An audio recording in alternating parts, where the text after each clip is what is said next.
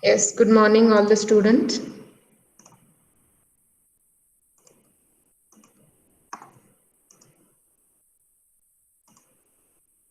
Let's start our seventh lecture and the last lecture of this module 2. In the previous class, we have discussed on issues in decision tree learning.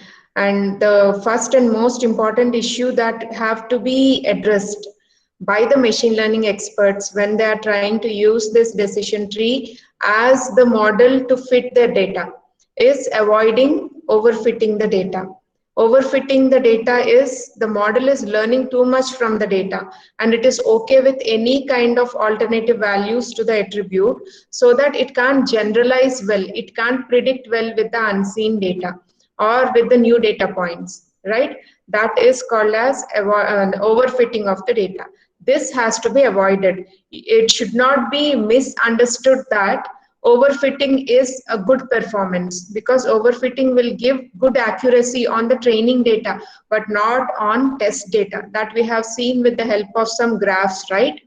So you should understand that overfitting should not be mistaken as good accuracy, right? So this overfitting have to be avoided by various methods like error reduced pruning, in order to reduce the decision tree to less number of nodes, to make it more simpler by removing the nodes that doesn't contribute to the accuracy or performance of the decision tree.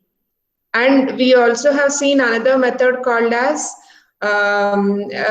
rule post pruning. Rule post pruning method will let the decision tree grow and overfit till the extent possible, and after that, by formulating the rules based on the condition, based on the attribute values, if you remove a precondition, then see if the performance is increasing, you can keep that rule removed, prune that rule off from your decision tree. That entire branch can be removed. If it is contributing well to the decision tree, then it has to be retained, right? These are the two methods: error reduced pruning and rule post pruning. These are the two methods which we have seen to avoid overfitting of the data. There are many such methods, but these two methods are mainly discussed because they are practically much efficient to be used and much easier to be used, right? Now let us proceed with the next issues, simple issues which can be easily understood and how exactly they can be addressed, right? Incorporating continuous values attributes, alternative measures for selecting the attributes, handling training examples with missing attribute values, and handling attributes with differing costs. So in this chapter, another important question is discuss on the issues with decision tree learning and how they can be addressed. Okay, this chapter is very small, hardly it has two important concepts.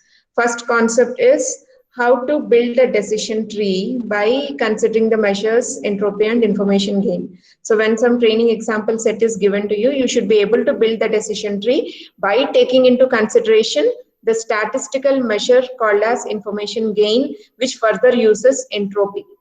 Okay, that is one important question in this chapter. And the second one is issues in decision tree learning and how to address those issues, right? These are the two topics you have hardly in this chapter, right? So if you focus on these two topics and understand in depth very clearly, you'll be able to answer your second question.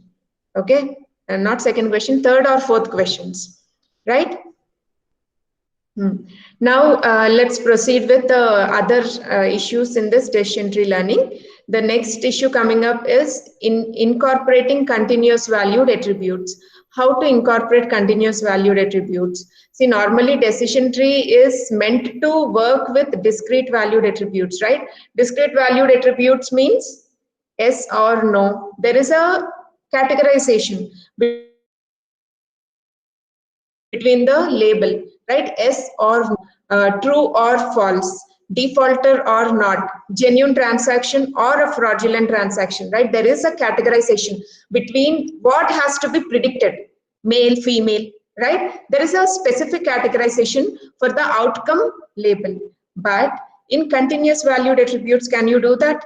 Say if I'm trying to predict the sale price of a house, or I'm trying to predict the marks acquired, marks obtained by a student, or percentage obtained by a student. They are not discrete valued attributes. Did you understand the difference between discrete valued attributes and continuous valued attributes? If there is clear separation between the values, it is called as discrete valued attributes. If there is clear classification or categorization between the attributes, they are called as discrete valued attributes, right? But in continuous valued attributes, percentage can be any number between 80 to 100, suppose, right? Again between 80 and 81, you have 80.1, 80.2, 80.3, up to 80.9, right? It is continuous. You can't have a clear cutoff between the two values, 80 and 81, right? This is called as continuous valued data, right? So in order to make this continuous value data to be incorporated with decision tree learning, what has to be done? Normally decision trees work very well with only discrete value data, but in order to incorporate even continuous valued attributes, what measures have to be taken? How to address these issues? Let us see. Our initial definition of ID3 is restricted to attributes that take on a discrete set of values. Yes, we know that. Now, the target attribute whose value is predicted by the learned tree must be discrete value. That is a restriction, right, on decision tree. And the attributes tested in the decision nodes of the tree must also be discrete valued. Not only the target attributes, even the attribute values, even the attribute categories, even the attribute labels, that also have to be discrete valued. See, if you take temperature, high or low, if you take sky, sunny or cloudy, right? There is discrete values in the attributes. There are discrete values in the attributes, right? But assume a condition, assume a scenario, if temperature is given in the form of numbers, 22.3 degrees Celsius or 25.7 degrees Celsius. In that case, how to categorize? In that case, how to make the decision tree learn? Because decision tree very comfortably learns with discrete data. But if continuous data is given, how does it learn? That we are going to understand. This second restriction can easily be removed so that continuous valued decision attributes can be incorporated into the learned tree. How can we do that? By just giving lesser than a specific value, branch onto left hand side. If greater than a specific value, branch onto the right hand side, right? But how to consider that, how to decide on that value, greater than or lesser than? How is it possible? Again, information gain will come to our rescue. It will save us. It will help us to find out which will be the best comparison that gives us the best information gain in order to split the training examples. Okay, so this can be accomplished by dynamically defining new discrete valued attributes that partition the continuous attribute value into a discrete set of interval. So we are trying to give interval. If x is greater than this and lesser than this, let it fall on this branch. If x is greater than this and lesser than this particular range, let it fall on the right hand side branch. That is how we need to build a decision tree with continuous valued attributes. Now let me give an example so that it will be very clear for you. For an attribute A that is continuous valued, the algorithm can dynamically create a new Boolean attribute A. How we are trying to create a attribute, new Boolean attribute.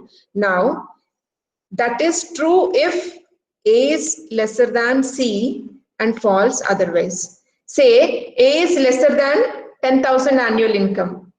Yes, get all those training examples. No, get all those other set of training examples, right? That is how you need to give the attribute values. Say, if you are studying the data about a customer, okay, his income values are given.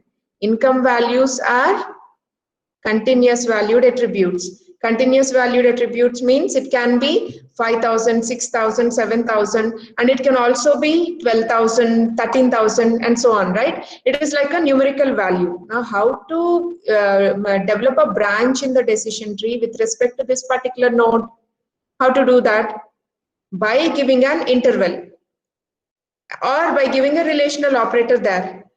If income is lesser than 10,000, for all training examples that is true, put it on one specific branch on the decision tree. That makes one classification. And if information is greater than 10,000, it branches to other side of the decision tree, right? That will give you a different classification. What we are doing here, if it is lesser than 10,000, true for all that, yes or true, all those records will be classified onto one side, and income greater than 10,000, all those training examples will be classified onto the other side. Okay, this is how we are building an interval. Lesser than 10,000 fall on one branch, greater than 10,000 fall on another branch. Means we are trying to convert continuous valued attribute into a discrete valued attribute, which will be answered as yes or no to a condition given as the attribute name. Very simple, right? Simple transformation of the data so that the decision tree will be comfortable with the continuous valued attribute converted into discrete valued attribute, right? Now, the question is how to select the best value for the threshold C. Okay, income level in this customer data case, income level I have taken as 10,000. Less than 10,000, do this, greater than 10,000. Okay, this classification. Now, I can also take 15,000, lesser than 15,000 annual income, greater than 15,000 annual monthly income, or lesser than 50,000 monthly income, greater than 50,000 monthly income. Where to stop this? Which one to select as the threshold? Which one to select as this condition, 50,000 or 10,000 or 20,000? How should I decide on that? The question is how to select the best value for this threshold C. That is most important, right? Let us see an example and understand it. Suppose we wish to include the continuous valued attribute temperature in describing the training example days in the learning task play tennis. Now let us take the same example, play tennis, which has 14 days data. And in that we have values and attribute values as outlook, sky, wind, humidity, 4 attributes we have. Now, and temperature also, 5 attributes. Now, temperature is actually recorded as high, moderate, low. But let us take it as given in this case. Temperature as 40 degrees, 48 degrees, 60 degrees, 72 degrees, 80 degrees, and 90 degrees. Right? In this case, how can we decide on an interval so that we can change this continuous valued attribute into a discrete valued attribute, so that you can give as temperature less than 60, all those falls into one branch, temperature greater than 60, all those fall into another branch. But my question is whether it should be 40 or 48 or 60 or 72 or 80 or 90, because all these values are given here, right? I should not be partial to select a particular temperature. What is the criteria for me to select that threshold C? See where the outcome variable is changing, outcome label is changing. Take an average of those two temperatures and find the information gain with that being taken as the split point. I'm repeating again. In this case, temperature and play tennis, focus your attention on this table, on this part of the slide. Temperature 40, play tennis label is no. Temperature 48, play tennis label is no. When the temperature is 60, play tennis label is yes. There is a change in the outcome label. Take these two values. Find out the average of those two values. It will be around 54, right? Now, take temperature greater than 54 and less than 54 as your threshold value. And see the classification. How best is the classification done? Find out its information gain. You know how to find the information gain, right? Entropy of all the training examples minus the entropy of training examples at that particular attribute value. That will give you the information gain. You have the formula in your previous slides. You can refer to it after the class if you have a doubt. Now I can't repeat that entire thing once again here. It will delay the progress of our class. Okay, so assuming that you all understood what is information gain, I'm telling you to calculate the information gain at the average point. What is the average point here? 54. Now take temperature less than 54, temperature greater than 54, some classification will be done. Find out the information gain with that temperature threshold taken as 54. Okay, next. What else can we take? Again, after this 60, outcome label hasn't changed for 72 and outcome label hasn't changed for 80, but outcome label has changed for 90. So take this combination 80, 90 because it led to a change in the outcome label. Now find out the average will be 85, right? Now take the information gain when the split point is taken as temperature 85, temperature less than 85, make the classification. Temperature greater than 85, make the classification of the training examples. Now find out the information gain with that threshold 85. Now which threshold is giving good information gain, 54 or 85? Take that as your threshold. Very simple, right? Again, let me explain once again here with the help of this slide. What threshold based Boolean attribute should be defined based on temperature? A threshold C, 54 or 85. That is the threshold we are testing. A threshold C that produces the greatest information gain have to be selected. How to come up with this approach? Let us see. Sort the examples according to the continuous attribute A. Initially, these are given in sorted order, but if not, they are given in sorted order. First, sort them. Sort the examples according to the continuous attribute A. Right. Now, identify the adjacent examples that differ in their target classification. These are differing in their target classification. No has become S. And this has differed in the target classification. S has become no. Right? Take that set and find out the average of each. Identify adjacent examples that differ in their target classification and generate a set of candidate thresholds midway. Midway means average. Midway between the corresponding values of A. So you'll get a threshold C equal to 54 here and you'll get a threshold C equal to 85 here. That is nothing but the average of 48, 60, it is 54 and 80, 90, it is 85. So you have taken the threshold. Now make the classification with respect to temperature less than 54, greater than 54. And classification with respect to temperature less than 85, greater than 85. Where is the classification best? Where is the information gain more? That is your selection of the threshold, right? Now, obviously we can see here, because this is a simple example, we can see here, where is the information gain more? This has come to the last. There are not many training examples left, but here with C equal to 54, you can get a better classification than when C equal to 85, right? That is what we are doing here. In this example, there are two candidate thresholds.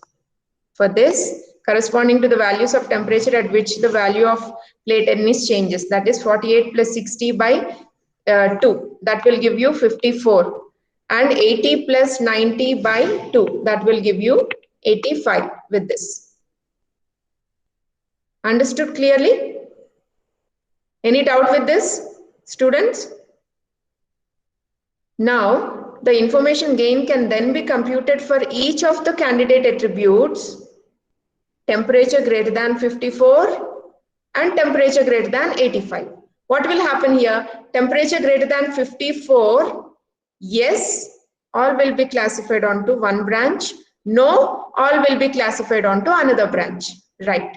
Again, take temperature greater than 85, all will be classified into one branch, and temperature less than 85, all will be classified into another branch. Training examples, they'll be classified onto either branches. Now calculate the information gain by taking this classified examples and this classified number of examples. Where is the information gain high? That will be your split point. So the information gain, we can, after calculating the information gain, we can find that temperature greater than 54 split point will have the highest information gain. So select that as the split point. Other one can be left out.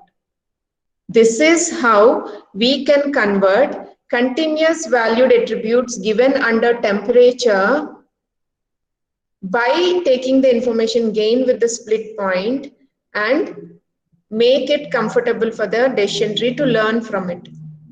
Right? So this interval, finding out this interval is important. Finding out that threshold is important. Got it? Now, what are the other measures for selecting the attributes? Let us see. Alternative measures for selecting the attributes.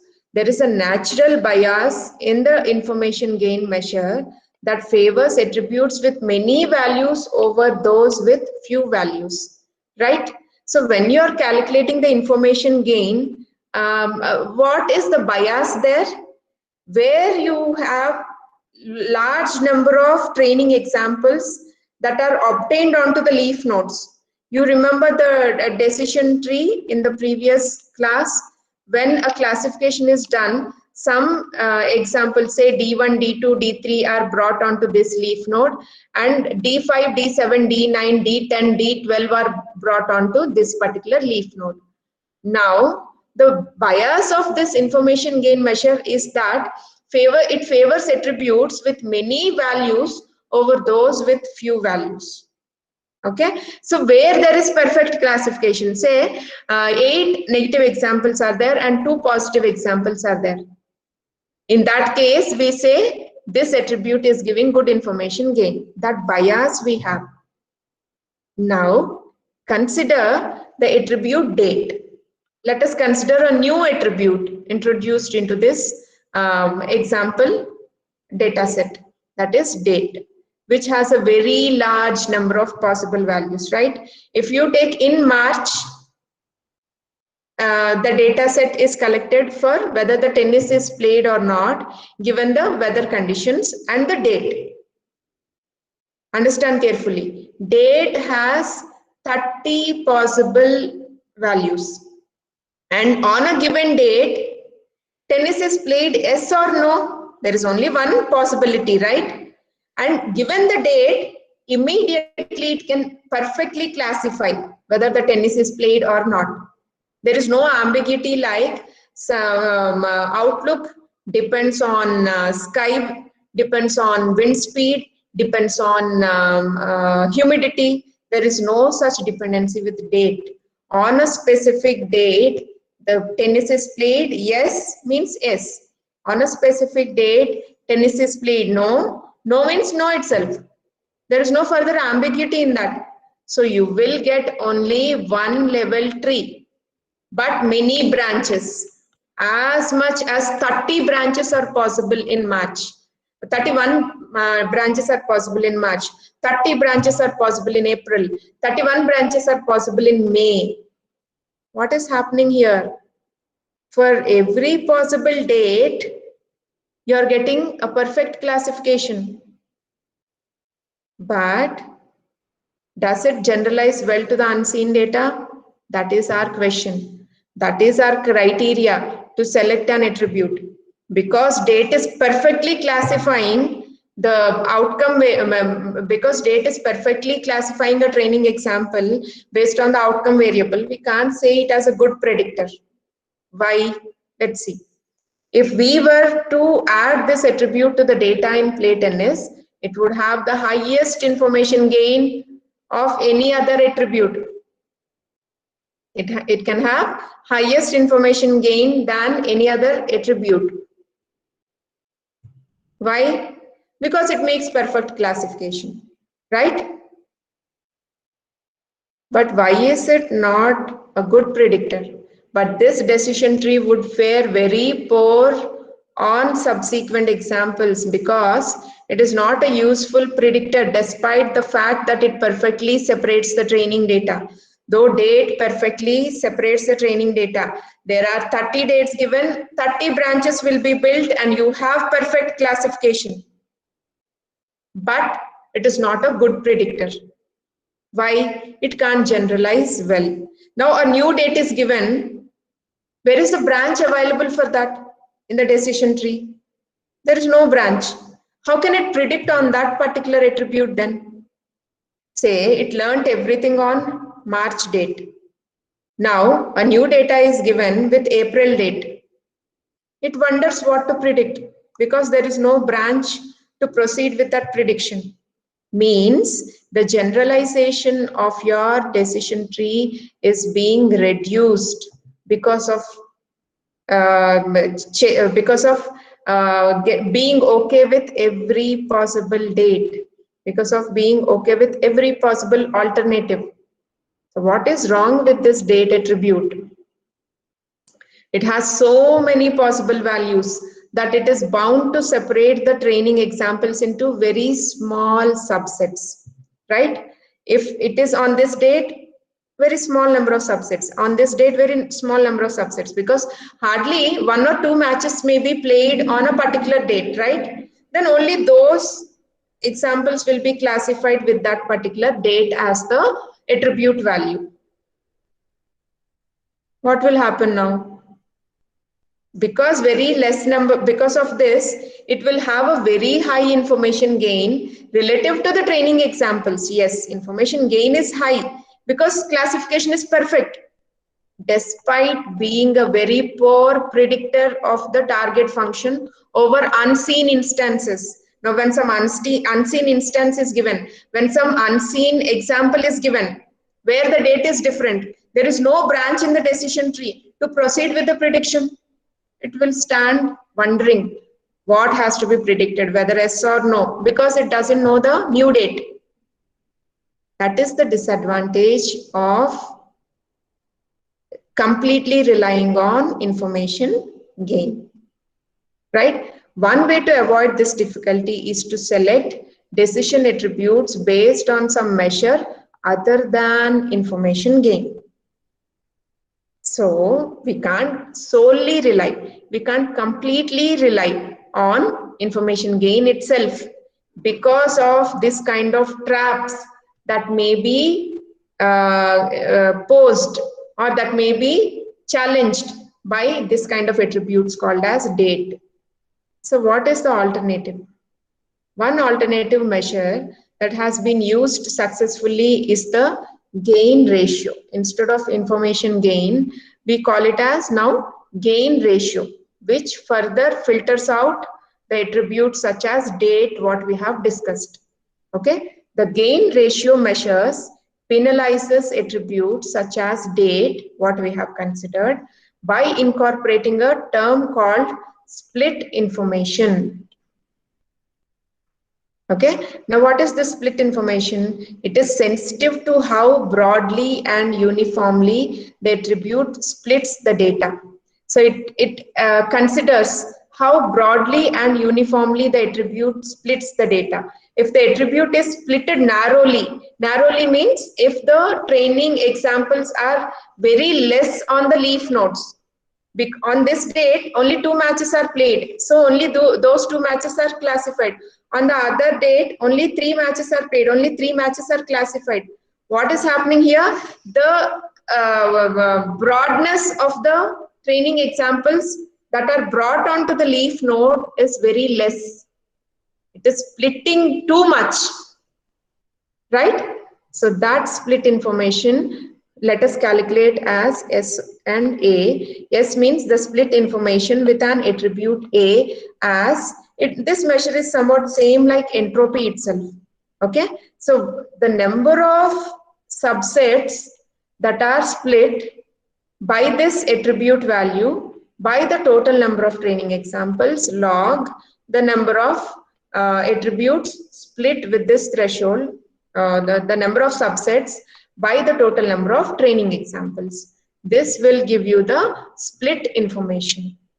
Now, if this split information is high, means uncertainty is high, information gain will come down by this formula.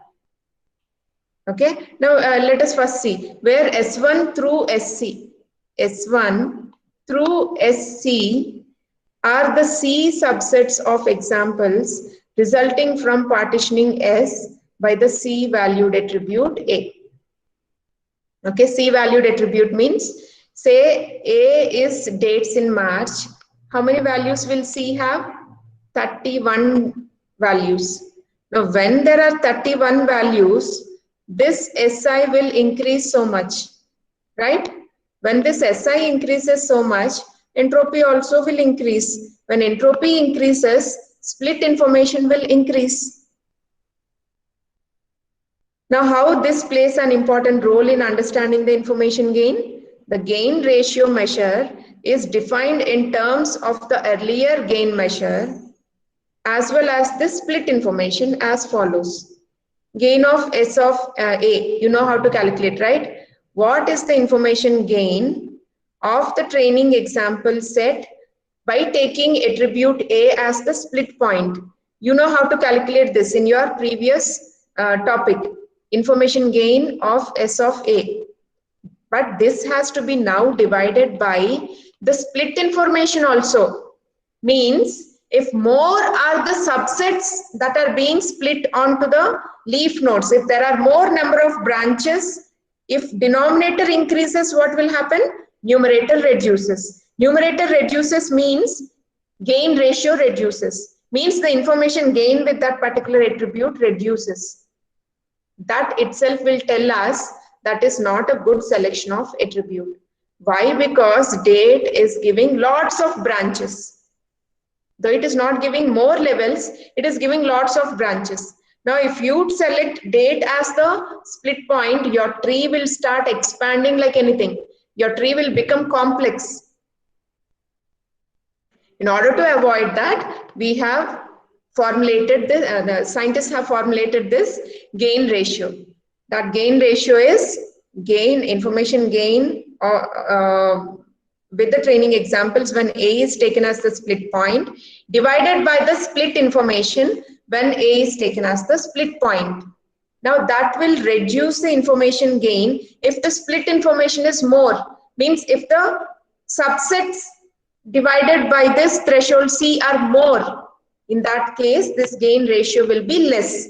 If the gain ratio is less, do not select that as the split point. Simple decision, right? Notice that the split information term discourages. Discourages means as this increases, split information increases, the numerator reduces. Means the information gain reduces. The selection of attributes with any uniformly distributed values. Notice that the split information term discourages the selection of attributes with many uniformly distributed values. Date is giving uniformly distributed values. Split information of date will be higher.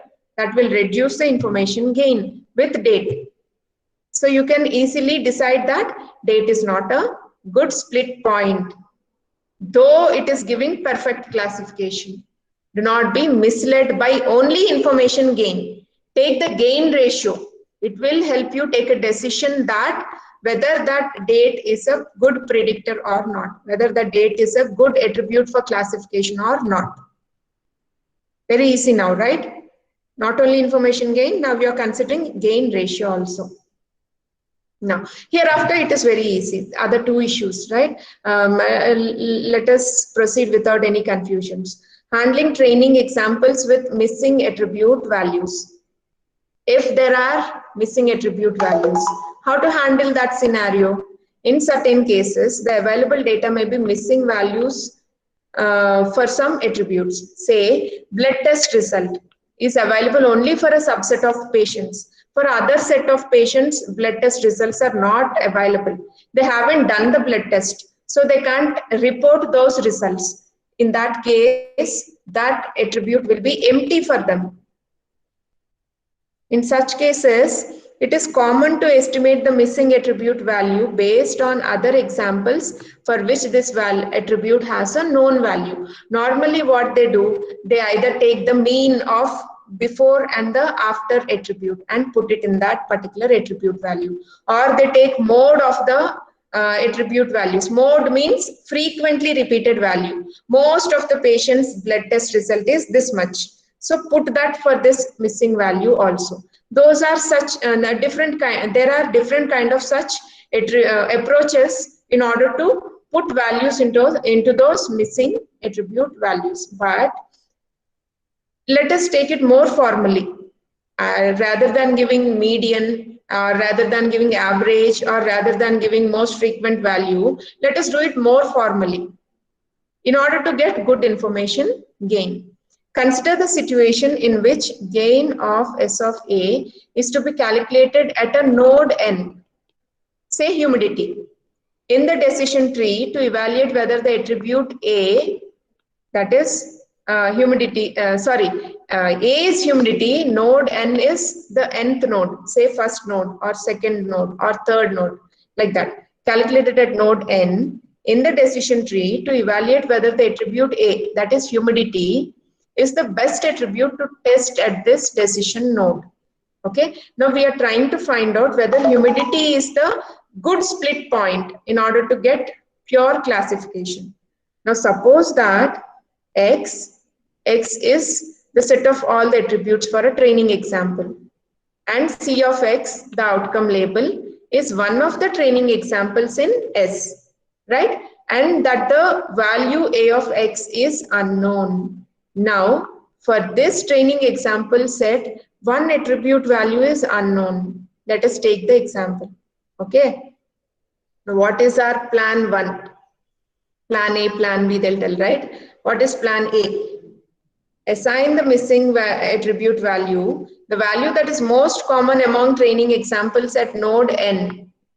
Okay, that particular node, there are some classifications available, right? Say by checking Outlook as the split point, classification is done. Now after classification is done, 4 training examples have come onto this leaf node. Now on this leaf node, how many of the training examples are having one value with respect to this attribute A? Say more number of examples, I mean. Okay, say 3 examples are having value 10 and 1 example is having value 5. Then select 10 as the blood test result for that missing value. Okay, that is what is mentioned here. Assign the missing attribute value. What value? The value that is most common among training examples at that particular node N. So in those 6 training examples, 5 examples are having blood test result as 10 and 1 example is having blood test result as 8. In that case, for the missing attribute, give the value as 10 itself. That is one plan. What is the other alternative plan? Assign it the most common value among examples at node N that have the classification C of X. This is actually the other way what they are telling. In those 6 training examples that are classified, 5 of them have S and 1 has no as the outcome label. Now among these S values, what is the most repeated value for blood test result? Take that value, put it in the missing attribute value for the blood test. That is another plan. Now, in some learning tasks, the instance attributes may have associated cost. How to handle attributes with those differing costs? Cost means what? Some attribute is very important for the prediction. Some attribute is not that important for the prediction. Or say, when you're taking a medical test for a patient, some medical tests will be very costly and patients may not may not be comfortable to take those tests. Only some tests they'll take up. So for those tests, the values will be 0, missing. For the other tests, the values can be taken. Right? In this case, some are having values under those attributes, some are not having values under the attributes. Means, what is the other way of understanding it is, some tests are having good weightage to predict, but some tests are not having good weightage to predict. In some learning tasks, the instance attributes may have associated cost with them. For example, in learning to classify medical diseases, we might describe patients in terms of attributes such as temperature, biopsy result, pulse, and blood test results. Now, most of the patients' temperature and pulse will be available, and even blood test results also will be available because measuring them is of lesser cost or easy. Okay, but biopsy result, most of the patients doesn't, they are not comfortable to take up that test because it is uncomfortable. Also, it is little costly. In that cases, these 3 attributes will serve as good predictors where most of the values will be missing under this attribute. So temperature, pulse and blood test results will be given higher cost. Biopsy result will be given lower cost in terms of their contribution to predicting the outcome variable. Got it? These attributes vary significantly in their cost. How? With respect to what? Both in terms of monetary cost. Biopsy result is very costly. Biopsy test is very costly. So they may not take up the test. Those attribute values will be empty for most of the patients. So there is no use in using that particular attribute in predicting the outcome variable. But it has to be included. In that case, give it lesser weight because most of the patients doesn't want to take up that one. But temperature, pulse and blood test results are very easy to be taken up. Give them more weight. Means they contribute more in predicting the outcome variable, whether the patient has a particular disease or not, like that, right? And cost to patient comfort also, as I said. Sometimes cost, monetary cost means medical test cost or comfort to the patient. Sometimes the patient may not be comfortable to take up the test. In that cases, give such kind of attribute lesser cost, lesser weightage in predicting the outcome variable. In such tasks, we would prefer decision trees that use low cost attributes. What are the low cost attributes here? Temperature, pulse and blood test result. We would prefer decision trees that use low cost attributes where possible, relying on high cost attributes only when needed to produce reliable classifications. So only when there is ambiguity in the classification with the low cost attributes, only then go for the high cost attributes. Until then, build the decision tree with the low cost attributes only, because lots of data will be available with low cost attributes. Low cost attributes means you're giving them higher weight in prediction. Do not get confused between high weight and low cost. Low cost means it costs low to the patient. So all such data is highly available. Means they are contributing more in predicting the outcome variable. So give more weight to low cost variables. That is what I'm trying to tell you. Okay. So this temperature is low cost variable, but high weight variable in predicting the outcome variable, outcome label. Pulse is low cost variable, but give it higher weight because it contributes more in predicting the outcome variable. That is how you need to understand, right? In such tasks, we would prefer decision trees that use low-cost attributes where possible, relying on high-cost attributes only when needed to produce reliable classification. So always build decision trees on low-cost attributes and assign them more weight in predicting the outcome variable rather than high-cost attributes like biopsy result.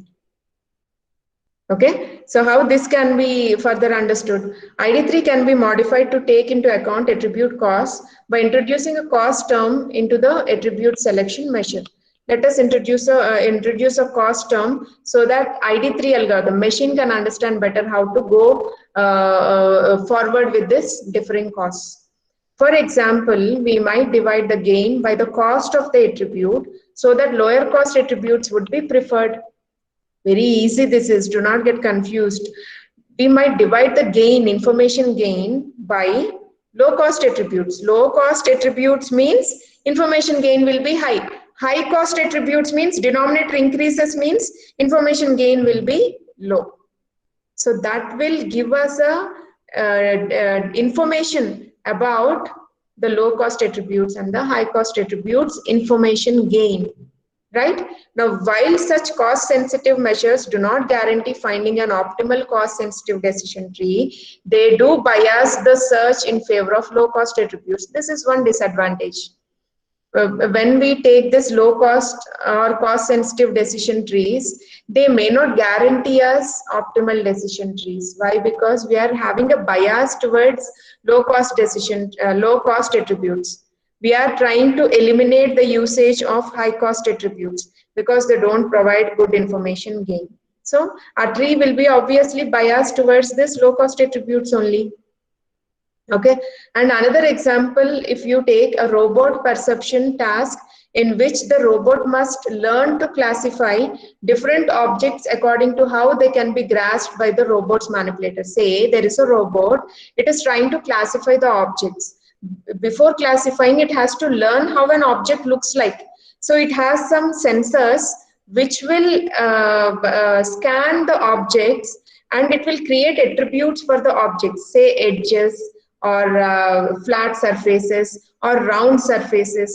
It will try to scan them and create some attributes. Now, how much time taken to scan each attribute may be the cost. Consider like that. Okay, now scanning the edges is taking too much time. Scanning the round surfaces is taking lesser time. Then the robot will tend to use round surfaces to recognize the objects rather than edges. It is biased towards objects having round surfaces because it is taking less time to scan those features rather than scanning the edges. In that case, how the information gain can be changed? Gain square of, rather than taking normal information gain, they are taking square of the information gain and dividing it by the cost of that particular attribute, right? So the cost increases means as the cost increases, the information gain reduces. As the time taken to scan a particular edge increases, information gain with that reduces for the robot in learning. So it obviously tends to take round surfaces because the cost of that attribute is less, means time taken to scan round surfaces is less. When the denominator is less, information gain will increase. Obviously, it will go towards round surfaced objects only to learn better than compared to edges, learning with edges of the objects. Right? This is another example, that's all. Okay, so what we are trying to understand here is wherever the cost attribute cost is less, there the attribute may contribute more to the prediction. That is why decision tree tends to build the tree with respect to those attributes only, rather than taking high cost attributes. Right? In textbook, it is too lengthy. So those students who want to learn more better on this concept, you can go to the textbook and refer. But in the slides, I have given sufficient information for minimal reference to present as answer in your exams. Okay, so by this we completed our second module. Let's just paraphrase quickly what topics we have covered.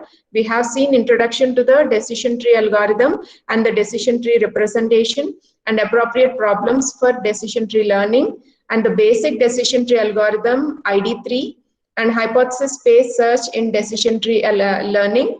We have seen that by using ID3 algorithms performance with measures, information gain and entropy, and inductive bias in decision tree learning, that is preferring shorter trees for larger trees, and also using a statistical measure called as information gain. These are the two assumptions made in decision tree learning and issues in decision tree learning like overfitting and say varying costs or having continuous valued attributes. How to deal with all those issues we have covered. What is the time? Okay, we have only 5 minutes. Yeah, can you quickly answer what is overfitting?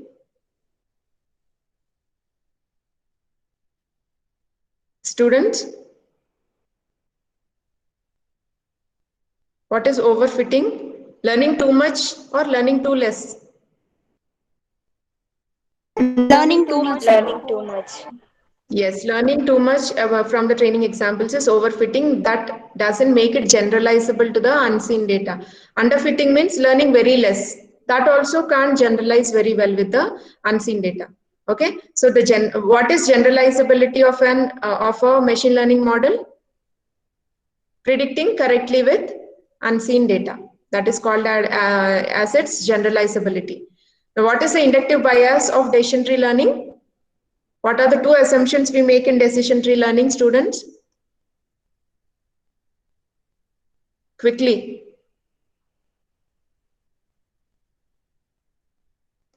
Preferring shorter trees when compared to larger trees or complex trees, and using information gain in order to build such short trees, right? What is entropy? Uncertainty in the classification is called as entropy. What is information gain? How well the classification can be done. That measure is called as information gain. How is E related to IG? I want you to answer this, students.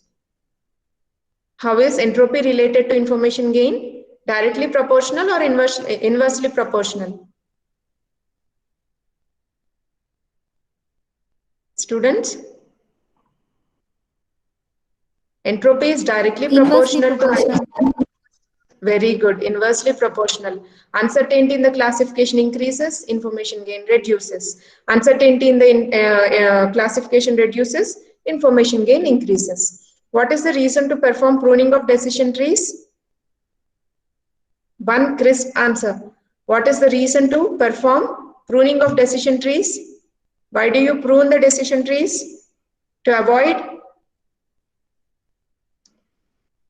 To avoid? Please answer. To avoid? To avoid what? To avoid what you cut the trees? Overfitting. Overfitting, ma'am. Very good. After me answered, be quick. What are the two methods of pruning? At least this you answer, please. What are the two methods of pruning?